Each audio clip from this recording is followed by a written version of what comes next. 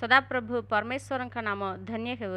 आम्भमानकर मुक्तिदाता प्रभु जीशु ख्रीष्ट महानाम आपण मानक मोर हार्दिक शुभेच्छा जनाए।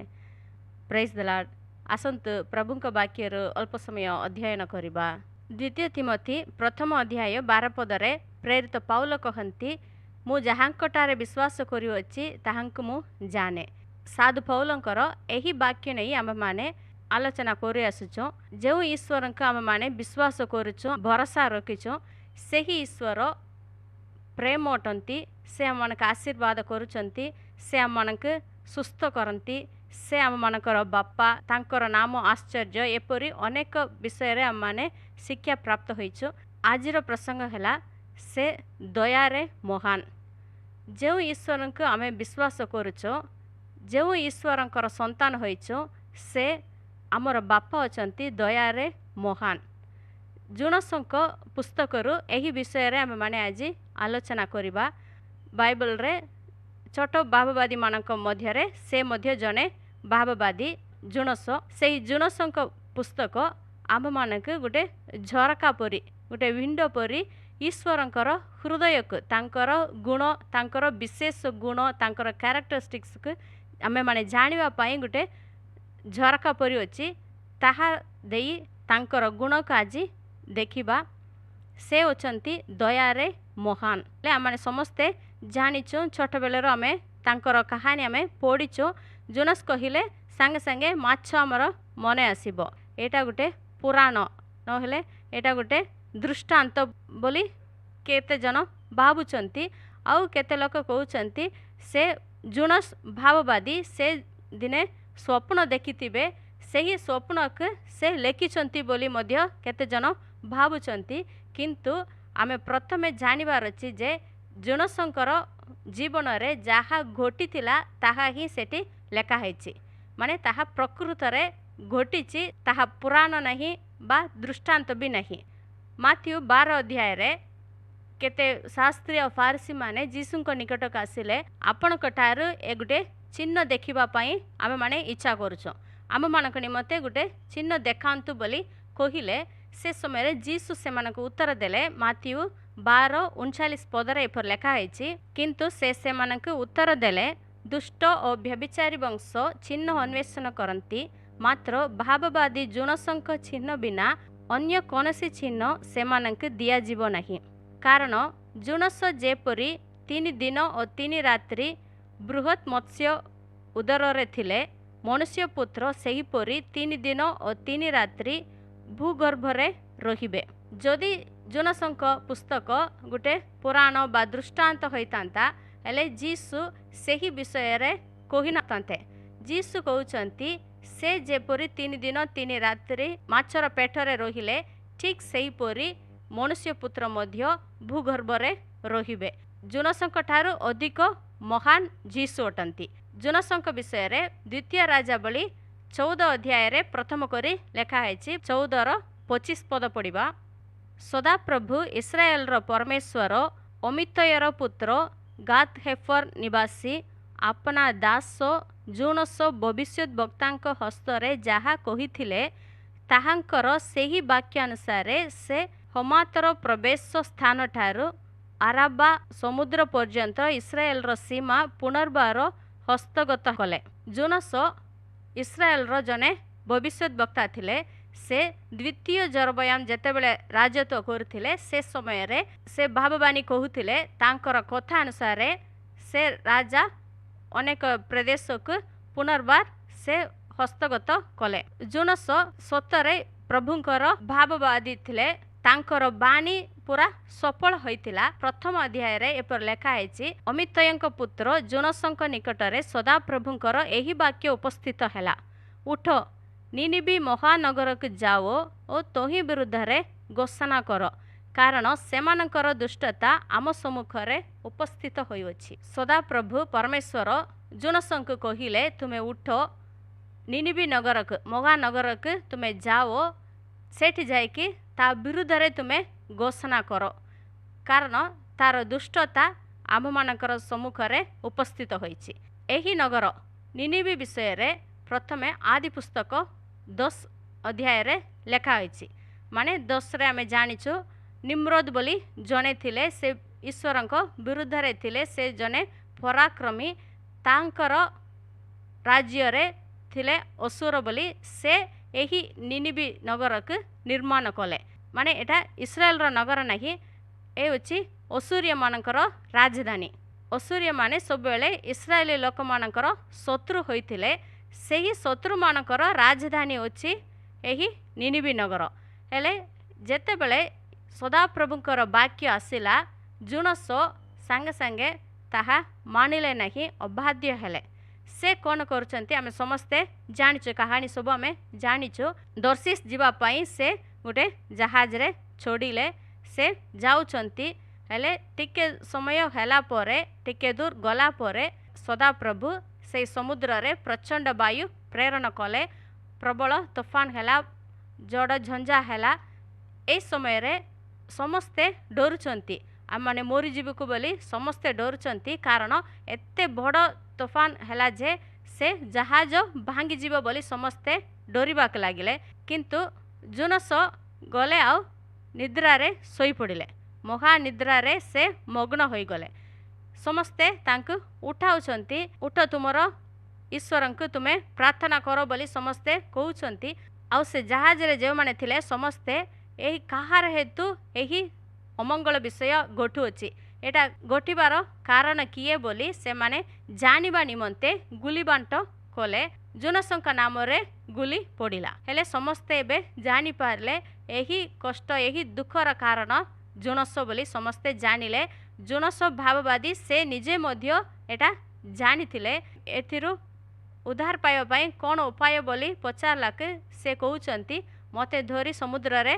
पकाई दियो मते पकाई देले तुम पाई ए समुद्र सुस्थिर हेबो बोली से कहउचंती से माने आउ चेष्टा करचंती कूल को फेरिया पाई से माने अनेक चेष्टा कले किंतु से माने किछि पारले नै तांको नै समुद्र रे पकाइले जेते बेले से माने समुद्र रे धरी पकाइले ठीक से समय रे सदाप्रभु जुनसंक गिलिबा पाई गोटे बड़ माछ को प्रेरण कले से निरूपण करथिले सेई माछ तांक गिलिला आउ सेई माछर उदर रे से 3 दिन राति 3 दिन सेठी रहिले हेले 2 अध्याय रे से प्रार्थना करूचंती प्रथमे जेते बेले सदाप्रभुकर वाक्य आसिला से समय रे से प्रार्थना कले नै प्रभु मु दर्शिस जीवी की बोली ईश्वरंगटारे से प्रार्थना कले नै जेते बेले बड़ तूफान हैला समस्ते प्रार्थना करो बोली कहिले से समय रे मध्य जुनस प्रार्थना कले नै एबे माछर पेठरो से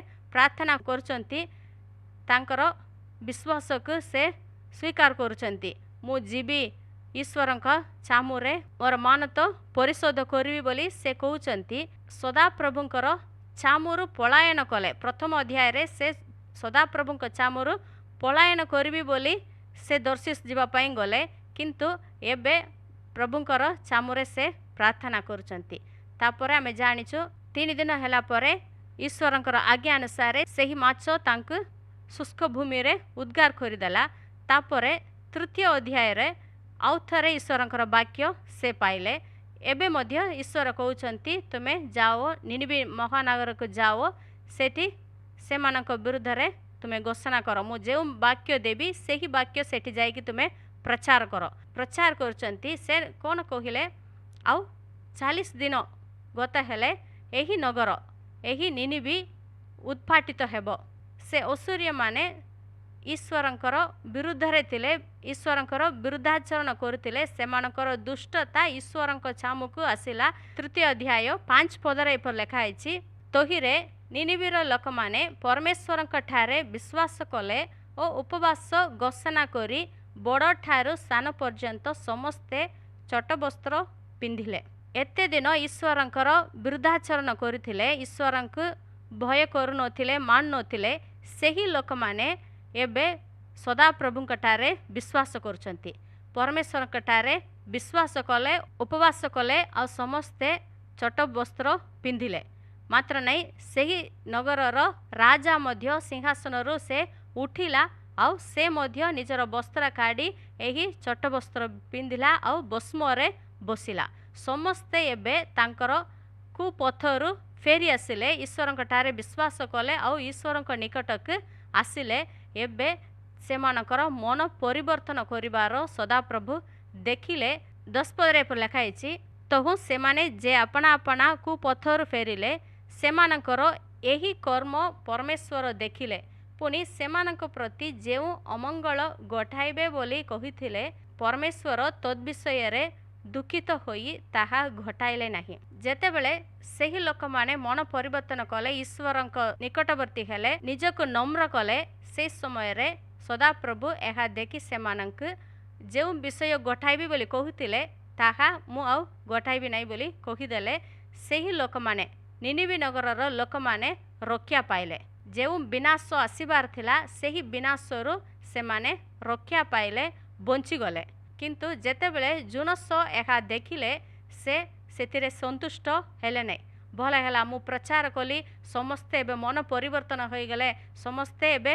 बंची गले भल हेला मु आसिलाटा ठीक हेला भल हेला बोली से संतुष्ट हेले नै 4 अध्याय रे पर लिखाई मात्र जुनस एथिरे महा असंतुष्ट और क्रुद्ध हेले से महा असंतुष्ट हेले और क्रुद्ध हेले जुनस ईश्वरंकर जने दास से भविष्यत वक्ता से यही विषय रे महा असंतुष्ट और क्रुद्ध हेले आउ से ईश्वर ठारे एपरी प्रार्थना करुचंती हे सदा प्रभु विनती करे मु स्वदेश रे थिबा बेले कि यही कथा कहि नथिले एथिपाई शीघ्र करी दर्शिस को पलाइली कारण तुम्बे जे कृपामय स्नेहशील क्रोधरे धीर दयारे महान और अमंगलर विषय रे अनिच्छुक परमेश्वर अट एहा मु जानिली जुनस परमेश्वर को कहउचंती एटा तो मु जानितिली आगरु मु एटा जानितिली मो गार रे आका एटा मु जानितिली सेथिपाई मु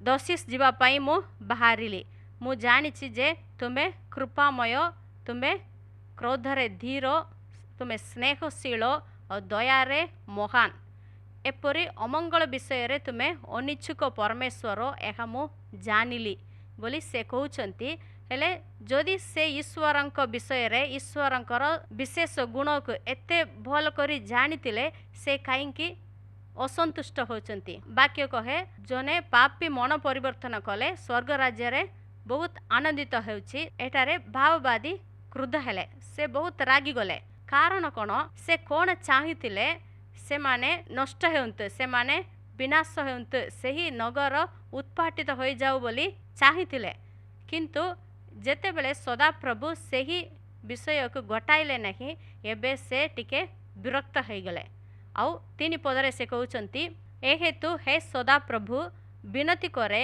एबे मो प्राण मोठारु नियो कारण बंचिबा अपेक्षा मोर मरिबार भल से कहउचंती बंचिबार अपेक्षा मोर मरिबार भल मोर प्राण मोठारु नियो बोली प्रार्थना करचंती हेले एठारे जुनस एपरी प्रार्थना करिया पई कि आवश्यक अछि कि जेतेबेले से माछर पेटरे थिले से समय रे बाहर आसीबा पई से प्रार्थना कले ए जगत रे बंचिबा पई से इच्छा करथिले एबे जेतेबेले अनेक अनेक हजार हजार लोक माने रक्षा पाइचंती हेले सेतिरे से संतुष्ट हेले नै एबे कहउचंती मोर प्राण मोठारु नियो मु काईकी एठारे रहिबी मोरिबा मो पई भल बोली से कहउचंती तोहिरे सदाप्रभु कहिले तुमे क्रोध करी कि भल करूछ ईश्वरंकर एही प्रश्नर उत्तर से देले नै सदाप्रभु आउ सेमानक विनष्ट करिबे नै बोली से जानिला परे मध्य से कोन करूचंती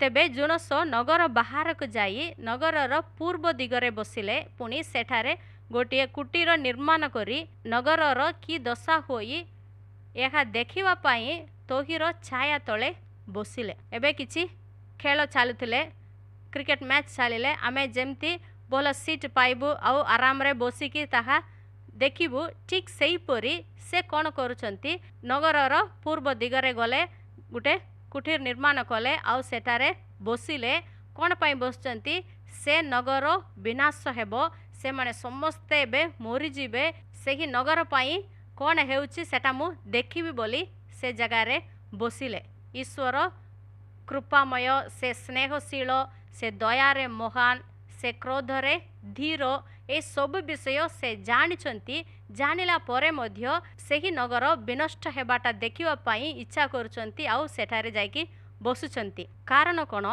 सदाप्रभुंकर हृदय को एही भाववादी जानी नाहांती ग्रहण करू नाहांती। से जने इस्राएली लोक इस्राएल लोक माने से माने कोन भाबितिले आमे माने समस्ते अब्राहमंकर संतान आमे माने समस्ते अब्राहमंकर वंश ईश्वर आंभ मानकर एही लोक माने अन्य माने समस्ते जे माने विजाति अण जिहुदी माने से माने समस्ते ईश्वरंक क्रोधर पात्र से माने केबे मध्य ईश्वरंकर दया पाइबे नहीं बोली से भाबितिले। सेतिपाई एबे मध्य सेही नगरर विनाश को अपेक्षा करी बसुचंती। हेले परमेश्वर गोटे कखारु लता निरूपण कले सेही लतार छाया रे से बसिले तांक पाई टिके भल लागिला। सेही कखार लता पाई से एबे आनंदित हेले। आउ आर दिन आसला सदाप्रभु गोटे कीट निरूपण कले सेही कीट सबु काटी पकाइला। एबे सेही लता सुखी गला। एबे बहुत गरम लागुची। एबे से आउ बहुत क्लांत होइचंती। मोर बंचिबार अपेक्षा मोर मरिबार भल मरण पर्यंत मो क्रोध हेबा मोर पाई भल बोली से कहिले। एई सबु द्वारा सदाप्रभु जुनसंक गुटे शिक्षा देबा पाई चाहिए माने प्रैक्टिकली से गुटे शिक्षा शिखाउचंती ताहा जुनस एबे पर्यंत शिखि नांती। शेष रे सदाप्रभु 10 पदरे एपरि कहउचंती पुणी सदाप्रभु कहिले एही कखारु लता प्रति तुम्भर दया होइवछि तही पाई तुम्हे परिश्रम करि नह कियोबा ताहा बढाई नह। ताहा एक रात्रि रे उत्पन्न हेला और एक रात्रि रे विनष्ट हेला। तेबे जोहि मध्य रे दक्षिण और बाम हस्तर प्रभेद न जानिबार 1,20,000 रु अधिक लोक और अनेक पशु अछंती। सेही निनिबी महानगर प्रति आंबे की दया न करिबा। सदाप्रभु जुनसंकु एही कथा बुझाउछंती। एही कखार लता पाई तुमे एते दया देखाउछ। एही निनिबी महानगर रे 1,20,000 रु अधिक लोक माने रहउछंती और अनेक पशु अछंती। एही समस्त मु केमिति बोध करिबी सेमानक प्रति मु कोन दया न करिबी कि बोली सदाप्रभु पचारचंती। एथिरे जोनस निश्चय बुझिथिबे ईश्वरंकर दया तांकर हृदय को से भल भाबरे जानिथिबे। जोनस आगरु एही विषय को जानिथिले आगरु से ईश्वरंकर कथा मानिथिले एते 4 अध्याय लेखिबाक पड़ी नथांता। तृतीय पर्व रे ही सेही निनिबी नगर विषय रे लेखा आइछि। प्रथम द्वितीय और चतुर्थ अध्याय जोनसंकर अबाध्यता हेतु लेखा आइछि। ईश्वर दया रे महान आमे एही कथा मने रखिबार अछि। ईश्वर दया रे महान से केवल निनिबी नगर को दया न कले जोनसंक जीवन रे मध्य ईश्वरंकर दया देखाइले नहले जदि से आमनकर ईश्वर क्रोध रे धीर होई नथिले दया रे महान होई नथिले से संगे संगे तांक मारि देथिबे। मु थरे कहिली से निनिबी को गला नहीं बोली संगे संगे ताक दंड देथांते किंतु सदाप्रभु जोनसंक मध्य दंड देले नहीं से मध्य दया पाइले। ईश्वरंकर दया हेतु ही जोनस मध्य बंचिले किंतु जेतेबेले निनिबे नगरर लोक मानक सदाप्रभु दया देखाइले से समय रे ताहा जोनस चाहिए नहीं। से प्रथम अध्याय रे ईश्वरक चामुरु पलायन करथिले। चतुर्थ अध्याय रे से ईश्वरक सहित तर्क वितर्क करुचंती। एही दुईटा मध्य रे दुई रे से प्रार्थना करुचंती आउ 3 अध्याय रे से ईश्वरंकर सेवा करुचंती। सेही नगर रे जेते लोक माने थिले समस्ते तांकर कथा द्वारा रक्षा पाइले माने तांकर मिनिस्ट्री रो 100% से रिजल्ट पाइले किंतु सेही सेवा कार्यर आनंद से तांकर निजर मन रे पाइले नहीं। कारण सदाप्रभुंक प्रेम को से बुझी पारले नहीं। आउ इस्राएल रो समस्ते भाबितिले अब्राहम आशीर्वाद केवल आंभमानकर बोली से माने भाबितिले किंतु सदाप्रभु एही आशीर्वाद ଏହି ରକ୍ଷା ପରିତ୍ରାଣ ଜଗତର ସମସ୍ତେ ପାଇବାର ଅଛି ବୋଲି ସେ ଇଚ୍ଛା କରୁଛନ୍ତି।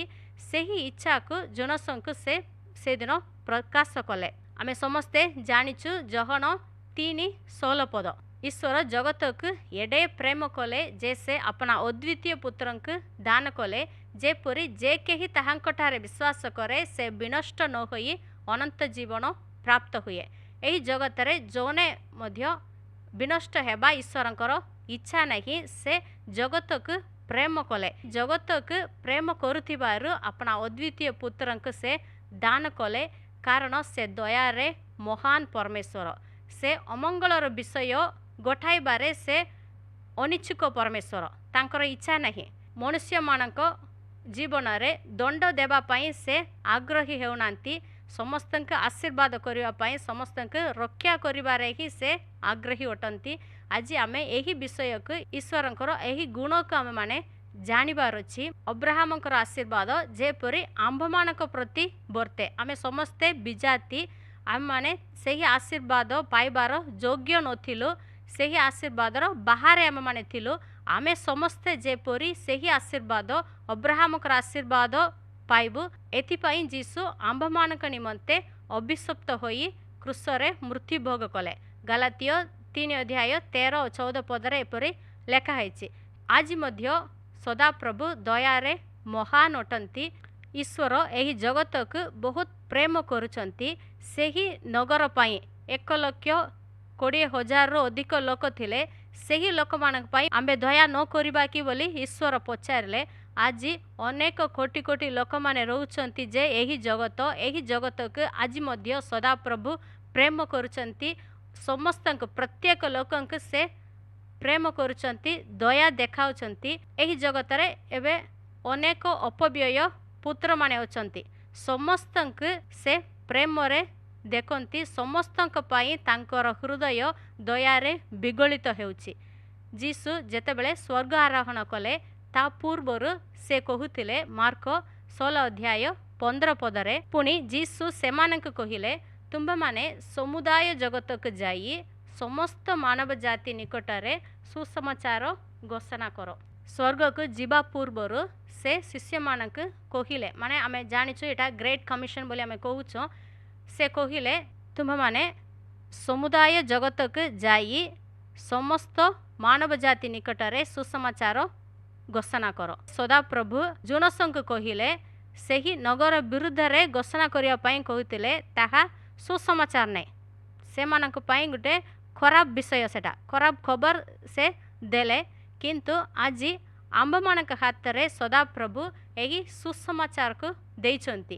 ତୁମେମାନେ ଯାଅ, ସମୁଦାୟ ଜଗତକୁ ଯାଇ ସମସ୍ତ ମାନବ ଜାତି ନିକଟରେ ଏହି ସୁସମାଚାର ତୁମେ ଘୋଷଣା କର, ପ୍ରଚାର କର ବୋଲି ଯୀଶୁ କହିକରି ଯାଇଛନ୍ତି।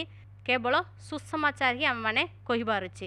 ଏବେ ଏହି ଅନୁଗ୍ରହ ଯୁଗରେ ଆମେ ଯାଇକି ସମସ୍ତଙ୍କୁ ତୁମେ ମନ ପରିବର୍ତ୍ତନ କର, ନହେଲେ ଯୀଶୁ ତୁମକୁ ନରକରେ ପକାଇଦେବେ, ନହେଲେ ଅଗ୍ନିରେ ତୁମକୁ ପୋଡ଼ାଇ ଦେବେ ବୋଲି ଆମେ କହିବାର ନାହିଁ। ସେମିତି କହିଲେ ତାହା ସୁସମାଚାର ନାହିଁ, ତାହା ଖରାପ ଖବର। ସୁସମାଚାର କହିବା ପାଇଁ ଆମମାନଙ୍କୁ ନିଯୁକ୍ତ କରିଅଛନ୍ତି। ସେହି ସୁସମାଚାର ଏହି ମାନବ ଜାତି ସମସ୍ତେ ଜାଣିବାର ଅଛି, ସେମାନେ ସମସ୍ତେ ଶୁଣିବାର ଅଛି ବୋଲି ସେ ଚାହନ୍ତି। ସମାଚାର କହିଲେ ଆମମାନେ ସମସ୍ତେ ଜାଣିଛୁ, ଅମୁକ ଜାଗାରେ ଏମିତି ହେଲା, ଏ ଗାଁରେ ଏମିତି ହେଲା। ଏସବୁ ଯେଉଁ ବିଷୟ ଅନେକ ଜାଗାରେ ଘଟିଛି ତାହା କହିବାଟା ହିଁ ସମାଚାର, ନ୍ୟୁଜ୍ ବୋଲି ଆମେ କହୁଛୁ। ଆମେମାନେ ସୁସମାଚାର ପ୍ରଚାର କରିବାର ଅଛି। ସୁସମାଚାର କହିଲେ କ'ଣ? ଯୀଶୁ ଆମ୍ଭମାନଙ୍କ ନିମନ୍ତେ ଏ ଜଗତକୁ ଆସିଲେ, ଆମ୍ଭମାନଙ୍କର ପାପ ନିମନ୍ତେ ସେ ମୃତ୍ୟୁଭୋଗ କଲେ। ସେ କଲବରୀ କ୍ରୁଶରେ ଆମମାନଙ୍କର ପାପ, ଅଭିଶାପ, ଆମମାନଙ୍କର ରୋଗ, କଷ୍ଟ, ଦରିଦ୍ରତା ଏସବୁ ସେ ବୋହି ନେଲେ। ତାଙ୍କର ଆଶୀର୍ବାଦ ଆମମାନଙ୍କୁ ଦେଇଛନ୍ତି। ସେ ଆମ୍ଭମାନଙ୍କ ପାଇଁ ମୃତ୍ୟୁଭୋଗ କଲେ, ତୃତୀୟ ଦିନରେ ମୃତ୍ୟୁରୁ ଉଠିଲେ। ଏହା ସମସ୍ତଙ୍କୁ ଆମେ କହିବାର ଅଛି। ଈଶ୍ୱରଙ୍କର ଇଚ୍ଛା ଯେ ଆମେ ସବୁବେଳେ ସମସ୍ତ ମାନବ ଜାତି ନିକଟରେ ଏହି ସୁସମାଚାର ହିଁ ଆମେମାନେ କହିବାର ଅଛି। ଆମେ ବାହାରେ କହିବା ସମୟରେ ଏପରି ଏକା ସୁସମାଚାର ଆମେ କହୁଛୁ, ତୁମେ ଆସ, ତୁମେ ଯେତେ ବଡ଼ ପାପୀ ହେଲେ ମଧ୍ୟ ଯୀଶୁଙ୍କ ନିକଟକୁ ଆସ, ସେ ରକ୍ତ ଦ୍ୱାରା ତୁମର ପାପ ସବୁ ଧୋଇଦେବେ, ତୁମକୁ ଧାର୍ମିକ କରିବେ, ଆସ ସେ ତୁମକୁ ଆଶୀର୍ବାଦ କରିବେ ବୋଲି ଏହି ସୁସମାଚାର ଆମେ ମଣ୍ଡଳୀର ବାହାରେ ଆମେମାନେ କହୁଛୁ। କିନ୍ତୁ ଯେତେବେଳେ ସେମାନେ ମଣ୍ଡଳୀକୁ ଆସିବେ, ଆସିଲା ପରେ ସେମାନେ ଈଶ୍ୱରଙ୍କର ସନ୍ତାନ ହେଲା ପରେ ମଣ୍ଡଳୀ ଭିତରେ ଆମେ କେବେ କେବେ କ'ଣ କହୁଛୁ, ତୁମେ ଆଶୀର୍ବାଦ ପାଇବା ପାଇଁ ଏଇଟା କରିବାର ଅଛି, ସେଟା କରିବାର ଅଛି। ଯଦି ତୁମେ ପାପ କରିବ ହେଲେ ଈଶ୍ୱର ତୁମକୁ ମାରିବେ, ସେ ତୁମକୁ ଦଣ୍ଡ ଦେବେ, ତୁମକୁ ନରକରେ ପକାଇବେ ବୋଲି ମଣ୍ଡଳୀ ଭିତରେ ଆମେ ଏହି ସୁସମାଚାର ଆମେ ଠିକ୍ ରୂପେ ଆମେ କହୁନାହିଁ। କିନ୍ତୁ ଈଶ୍ୱରଙ୍କର ଇଚ୍ଛା ଆମେ ସମସ୍ତ ମାନବ ଜାତି ନିକଟରେ ସବୁବେଳେ ଈଶ୍ୱରଙ୍କର ସୁସମାଚାର କହିବାର ଅଛି। ଯଦି ଜଣେ ବିଶ୍ୱାସୀ ପାପ କରିବ ହେଲେ ସେ ସମୟରେ ମଧ୍ୟ ଆମେ କ'ଣ କରିବାର ଅଛି, ଭାଇ ତୁମେ କୃଷକୁ ଦେଖ, ତୁମର ପାପ ପାଇଁ ସେ ମରିଗଲେ, ତୁମର ପାପର ଦଣ୍ଡ ସେ ନେଇଛନ୍ତି, ତାଙ୍କୁ ବିଶ୍ୱାସ କର ବୋଲି ସବୁବେଳେ କଲବରୀ କୃଷ ନିକଟରେ ଅନାଇବା ପାଇଁ ସମସ୍ତଙ୍କୁ କହିବାର ଅଛି। ଏଇଟା ହେଉଛି ସୁସମାଚାର। ଆମମାନଙ୍କର ଚିନ୍ତା, ଆମମାନଙ୍କର ମତ ଜୁନସଙ୍କ ପରି ହେବା ନାହିଁ। ସଦାପ୍ରଭୁ ଦୟାରେ ମହାନ ଅଛନ୍ତି, ସେ କ୍ରୋଧରେ ଧୀର। ନିନିବି ନଗରର ଲୋକମାନଙ୍କ ପାଇଁ ସେ ଦୟା କଲେ, ସେମାନଙ୍କୁ ସୁରକ୍ଷା କଲେ, ସେହି ବିନାଶରୁ ସେ ଉଦ୍ଧାର କଲେ। ସେହି ଈଶ୍ୱର ଆଜି ଜଗତକୁ ମଧ୍ୟ ଉଦ୍ଧାର କରିବା ପାଇଁ ହିଁ ଚାହୁଁଛନ୍ତି। ହେଲେ ଆପଣ ମୋତେ ପଚାରିବେ, ହେଲେ ନୋହଙ୍କ କାଳରେ ସଦାପ୍ରଭୁ ଏ ଜଗତକୁ ବିନାଶ କଲେ ଆଉ ସୋଦମ ଗମୋରକୁ ସେ ନଷ୍ଟ କରିଦେଲେ, ଏ ବିଷୟରେ କ'ଣ ବୋଲି ଆପଣ କହିପାରିବେ? ଆଗାମୀ ଦିନମାନଙ୍କରେ ସେହି ବିଷୟରେ ଆଉ ତାହା ମଧ୍ୟ ଆମେ ପ୍ରଭୁଙ୍କ ବାକ୍ୟରୁ ଅଧ୍ୟୟନ କରିବା। ସଦାପ୍ରଭୁଙ୍କର ବିଶେଷ ଗୁଣ କେବେ ମଧ୍ୟ ବଦଳିବ ନାହିଁ। ସେ ସବୁବେଳେ ସ୍ନେହଶୀଳ, ସେ ଦୟାରେ ମହାନ, କ୍ରୋଧରେ ଧୀର, ସେ ଅମଙ୍ଗଳର ବିଷୟରେ ଅନିଚ୍ଛୁକ ପରମେଶ୍ୱର। ଏବେ ଏହି ରୋଗ, କଷ୍ଟ, ମହାମାରୀ ଏସବୁ ବିଷୟର କାରଣ ସଦାପ୍ରଭୁ ନାହାନ୍ତି। ଅନ୍ୟ ଦେଶର ଲୋକମାନେ କ'ଣ କହୁଛନ୍ତି, ଏହି ମହାମାରୀର କାରଣ ସେ ଚୀନ ଦେଶର ଲୋକ ବୋଲି ସମସ୍ତେ କହୁଛନ୍ତି। କିନ୍ତୁ ବହୁତ ଦୁଃଖର କଥା ଯେ ଖ୍ରୀଷ୍ଟିଆନ ମାନେ ଆଉ ପ୍ରଚାରକ ମାନେ କ'ଣ କହୁଛନ୍ତି, ଏହି ମହାମାରୀର କାରଣ ସଦାପ୍ରଭୁ ବୋଲି ଆମେମାନେ କହିଥାଉ। ପ୍ରିୟମାନେ, ସଦାପ୍ରଭୁ ସବୁବେଳେ ଆମମାନଙ୍କୁ ମଙ୍ଗଳ ବିଷୟ, ଏହି ଜଗତକୁ ମଙ୍ଗଳ ବିଷୟ ସେ ଦାନ କରୁଛନ୍ତି। ସେ ନିଜର ପୁତ୍ରଙ୍କୁ ଦାନ କଲେ, ପୁତ୍ରଙ୍କ ସହିତ ସବୁ ମଙ୍ଗଳ ବିଷୟ ଦାନ କରୁଛନ୍ତି ଆମମାନଙ୍କ ଜୀବନରେ। ସେ କେବେ ମଧ୍ୟ ଅମଙ୍ଗଳ ବିଷୟ ଘଟାଇବେ ନାହିଁ। ତାଙ୍କର ପ୍ରେମକୁ ଆମେ ବୁଝିବା। ଆମେ ଯେଉଁ ଈଶ୍ୱରଙ୍କୁ ବିଶ୍ୱାସ କରୁଛୁ, ଯେଉଁ ଈଶ୍ୱରଙ୍କର ଆରାଧନା ଉପାସନା କରୁଛୁ, ସେହି ଈଶ୍ୱରଙ୍କ ବିଷୟରେ ଆମେ ଅଧିକରୁ ଅଧିକ ଜାଣିବା। ସେ ସବୁବେଳେ ଦୟାରେ ମହାନ ଅଛନ୍ତି।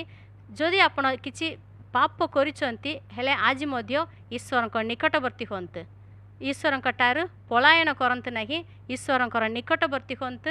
ସେ ସବୁବେଳେ ଆପଣଙ୍କ ପାଇଁ ଦୟାରେ ମହାନ ଅଟନ୍ତି।